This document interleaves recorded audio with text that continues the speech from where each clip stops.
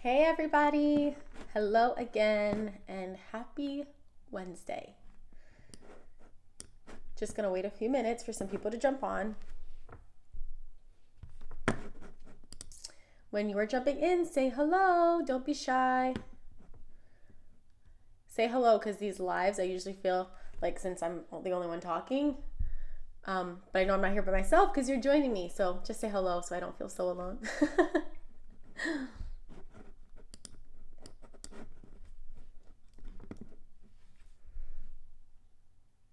Hi, hola. How are you?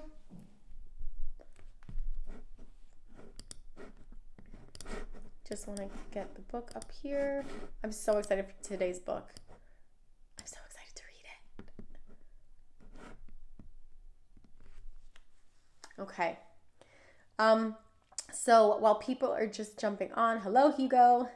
So as people are just jumping on, just running down the information. If you guys have been here before, welcome back. If you are new, welcome to our live reading sessions. We will be having this every Monday, Tuesday, and Wednesday at 7 p.m. all through the summer.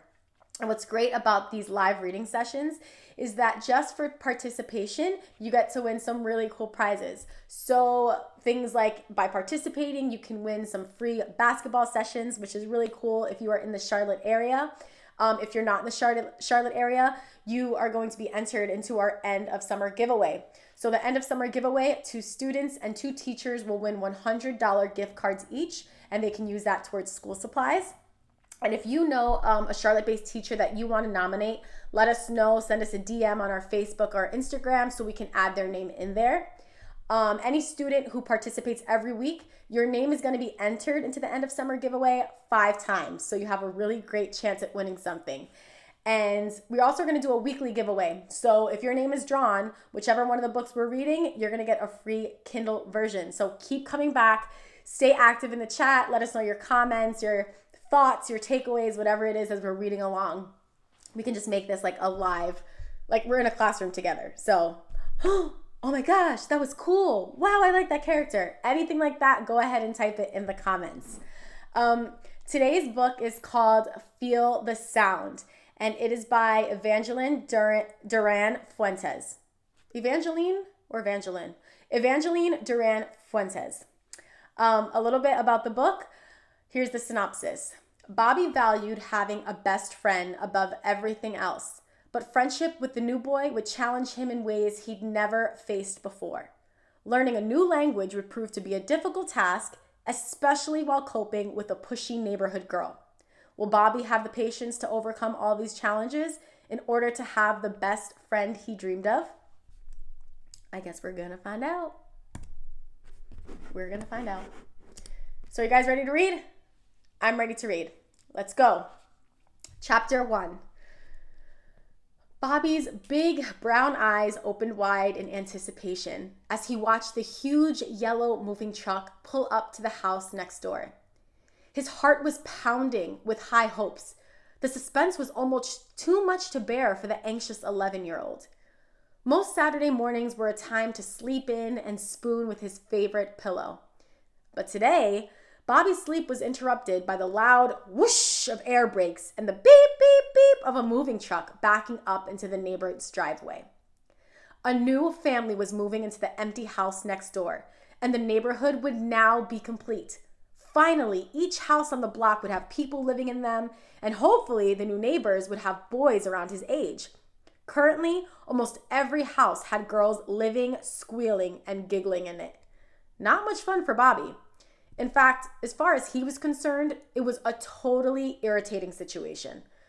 His mom always said, "Bobby, soon you're going to be thrilled that you're living in a neighborhood with girls all around. Trust me, I know about these things." But this was a subject that Bobby was convinced she knew nothing about. After all, she was a girl and had to be biased about this cruddy, exasperating state of affairs. Now, his dad, on the other hand, would understand perfectly. Guys understood how guys thought, and all about girls and their infuriating nonsense. Not that his mom was like that. Not at all. Millie was smart, sweet, creative, very pretty, and the best girl Bobby had ever known. She just didn't understand how guys and their brains functioned, logically and with purpose. When Bobby and his mom moved into the neighborhood shortly after his dad passed away, Bobby thought the move was the second worst thing that had ever happened to him in his entire life. Surviving in a place with just girls everywhere was not something he felt he could do. He had absolutely nothing in common with girls. Bobby had an especially big problem with the girl next door, Sarah. The day Bobby and his mom landed in front of the house, Sarah ran over to welcome them with a smile all over her face. She hung around most of the day, following Bobby's mom around like a lost puppy. She asked every question possible and didn't stop talking until her mom yelled at her to go home. And all the while, she kept sneaking looks at Bobby. What the heck is she looking at, thought Bobby. Is my face dirty, or does she need to clean her glasses so she can get a better look? She was a year older than Bobby and about a foot taller. She had hazel almond-shaped eyes with extra long, thick lashes and long, wavy brown hair that framed her sun-kissed oval face. Red rectangle glasses completed the picture of a perfectly beautiful little girl. According to Bobby, she was weird looking. She has holes in her face, Mom. They're dimples, Bobby. She's not weird looking. She's cute as she can possibly be. You might try and be nice to her. After all, we're new here. We could use a friend as sweet and friendly as Sarah. Especially you. She could show you around and introduce you to the kids at school and in the neighborhood. I don't need any girls showing me nothing, argued Bobby. Anything. Don't use double negatives, corrected Millie. Okay, but I don't want any girls hanging around me. I can just do fine on my own. Whatever, said Millie. Just don't be rude. Being polite never hurt anyone, and it's the number one rule in the Duncan household. Got it? Got it, answered Bobby. But he made a face that looked like he had his head in a garbage can and was smelling old stinky fish. Girls, they're a pain in my... Bobby, his mother shouted. In my head, Mom. In my head. Bobby quickly changed his facial expression and smiled at his mother. It was definitely a phony smile, but a smile just the same. His dad's death was the first traumatic event in his young life. It was something he didn't like to think or talk about. Not only had he been the greatest father ever, he had been his best friend. He was the one person in the world that he could share everything with. Good or bad, it didn't matter. His dad always listened, tried, and usually succeeded in making everything better. The emptiness he now felt was too uncomfortable to deal with, so Bobby had chosen to ignore the subject altogether. It was much easier that way. Until his dad got sick, Bobby and his dad did everything together. In the evenings after dinner, he helped Bobby with his homework. Then they did what Bobby liked to do best, play video games. His dad was a great competitor, and Bobby loved the way he challenged him. He never just pretended and let Bobby win. Oh no, they had a gentleman's understanding about playing anything. They each did their best to make the other guy lose. Of course, everything was on the up and up, nothing shady, and most important, no cheating. His father taught him about honor and respect for all things, living or not. On Saturday mornings, his dad would turn on the radio, and they would spend the morning washing the car and doing odd jobs around the house. The two men of the house taking care of business and sometimes just being silly guys.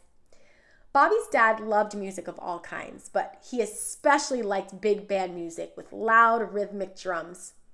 So dancing around the garage and being wacky and screwy was standard behavior. Not just on Saturdays, but always. Bobby had inherited that love of music, dancing, and all-around craziness. In the afternoon, they would ride their bikes around the neighborhood and down to the park, tossing around a baseball, football, or frisbee, his dad would say, was the best way to keep active. Healthy, and above all, it was fun. It's what best buds did. They worked and played hard and had a great time doing it. But Sundays were the best. Sundays were family days, devoted to spending time with Mom, relaxing, and enjoying the day together as a family. His dad would get up early and make banana pancakes and maple sausages. At the breakfast table, he would announce, "Sunday morning pancakes are a Duncan family tradition." Then he would raise his orange juice glass and make a toast.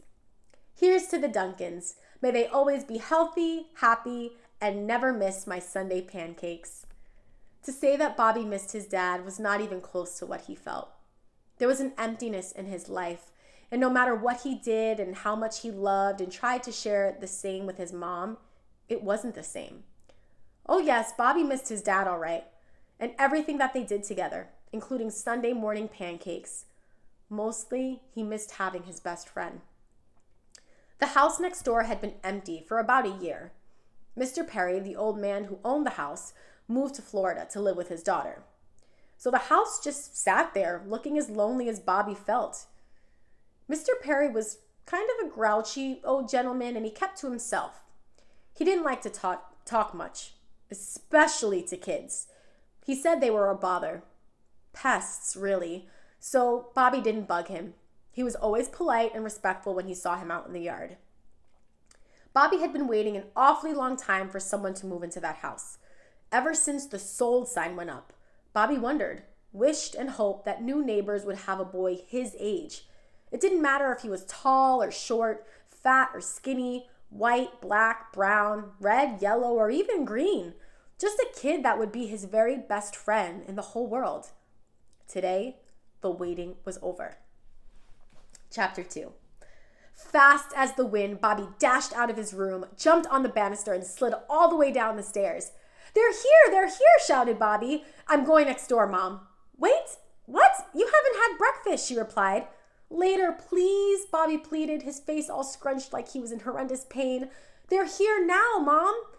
Okay, said his mom, but stay out of their way. And for goodness sake, please don't make a pest of yourself. They're going to be awfully busy and don't need a nosy little boy getting underfoot. Tell them I'll be over after a while with a basket of snacks and sandwiches. I want to welcome them into the neighborhood. Bobby grabbed his baseball cap, plopped it on his curly brown head, and ran out of the kitchen door. Okay, Mom, see you later, hollered Bobby, and like a flash, he was out of the door running down the driveway. Outside, Sarah was already sitting on the curb. What are you doing here? Bobby asked, making his stinky fish face. Same as you. I want to meet the neighbors. Sarah smiled, and her dimples sunk deep into her cheeks. Pest, he mumbled. Grump, answered Sarah. Bobby watched impatiently as the moving men started unloading the huge truck. Box after box got taken out of the truck and placed on the sidewalk. There were tables and lamps and a huge old trunk, but nothing that would give Bobby a hint as to whether or not the family had any boys.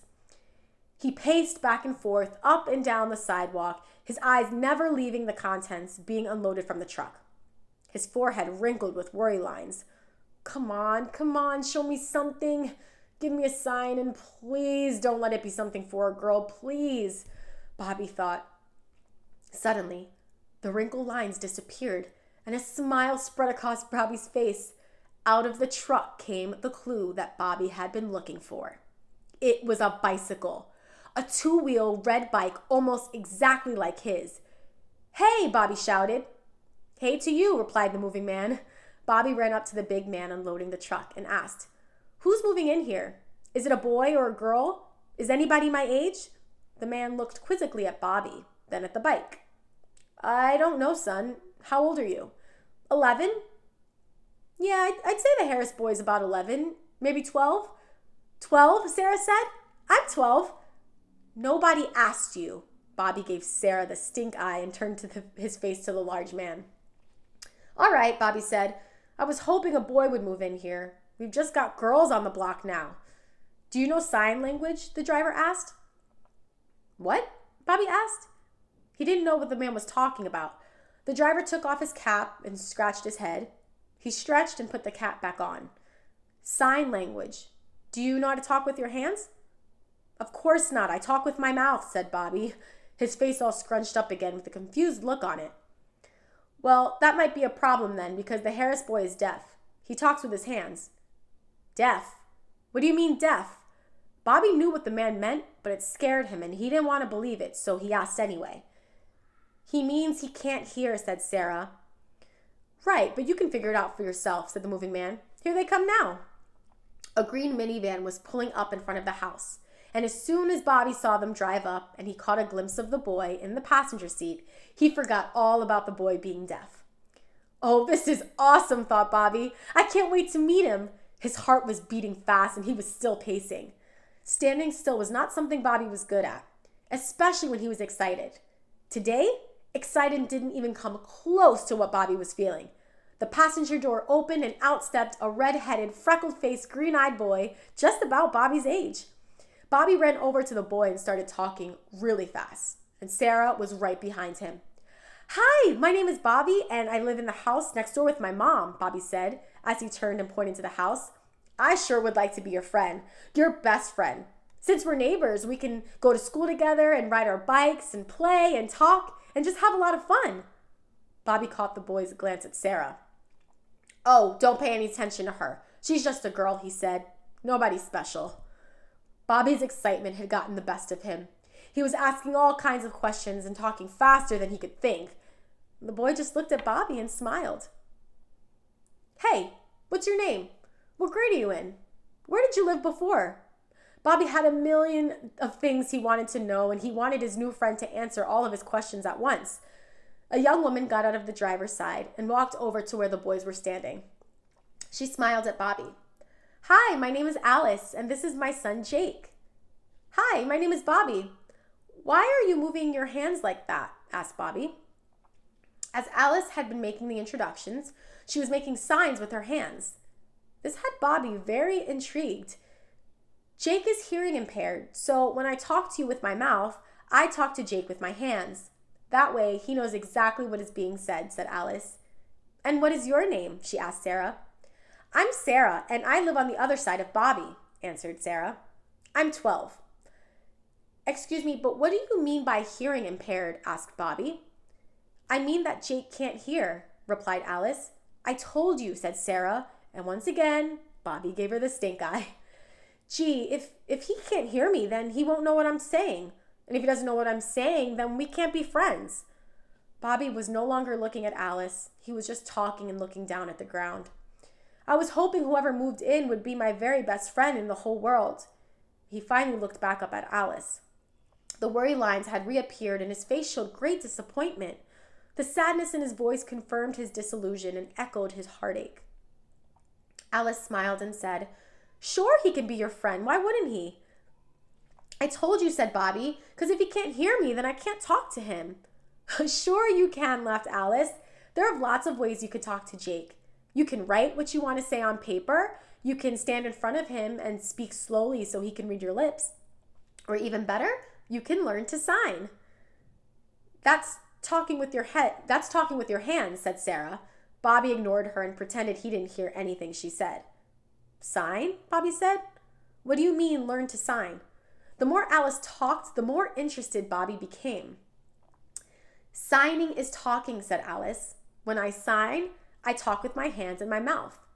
Learning to sign is learning to communicate with another person. It's learning to speak with another language, like Japanese or Italian or Spanish. Signing is just a different way of talking." By this time, Jake was almost making signs with his hands. He took out a card from his pocket and gave it to Bobby. Then he reached over and handed one to Sarah. And he gave Sarah a big smile. This irritated Bobby. The card read, "I am hearing impaired. If you speak slowly, I will be able to read your lips. Please see the reverse side for the deaf sign alphabet." The card had the alphabet printed on it, and above each letter was a hand posed in the correct position for each letter. "You mean I have to spell everything I want to say?" asked Bobby. "You can if you like," said Alice. "It's called finger spelling, but there are signs that form a word or a complete phrase. Jake says he'll teach you if you want to learn, and I'll be glad to help out to answer any questions you might have." "Cool," said Bobby. Alice smiled at the kids and winked at Sarah, then walked up to the sidewalk and disappeared into the house. Bobby turned to face Jake. He took a deep breath. "I'm Bobby. Can you show me how to do this?" he said very slowly. "Yes, I can teach you," said Jake. He spoke slowly and verbalized every word. At the same time, he was also using his hands to sign. "Hey, I can understand you, The words are not real clear, but I can figure out what you're saying, Bobby said. But why are you talking with your hands to me? I don't know what you're saying with your hands. I cannot hear the words, said Jake, so it's hard to imitate the sounds. As I speak, I will sign and you will learn. For now, just remember, face me and speak slowly, please, so I can see what you're saying. Hey kid, shouted the moving man. Looks like you don't have a problem after all. You can be friends and pretty soon you'll be able to talk with your hands too. Bobby smiled at the moving man and said, yeah, sure. But in his head, Bobby was thinking, yeah, right. This little card is going to teach me how to talk with my hands? I don't think so. My fingers can't move like that. And what if I do something stupid like make the wrong sign? That would definitely be embarrassing and so uncool. And what if I make a sign and he wants to beat me up? This could be dangerous. Discouraged and miserable, Bobby wanted to just turn around, walk away, and go home. But he didn't.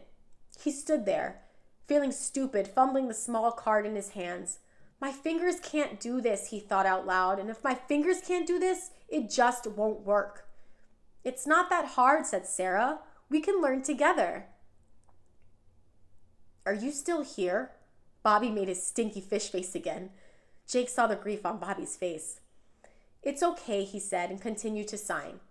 Don't look so down. I'll help you and show you how, but you will have to wait until tomorrow. Right now I have to help my mom unpack. Jake's voice was raspy, and not all the words were clear, but Bobby did understand him. Okay, see you tomorrow, Bobby said. He turned and walked slowly back to his house, his brain trying to figure out this new challenge, and Sarah waved goodbye and started to walk away. Hey, Sarah, he called. How do you know so much about this stuff? He flicked the card with his middle finger. There used to be a girl in my class who was hearing impaired, Sarah answered. I don't know too much about signing because she moved away before I could learn, but I did learn a few things.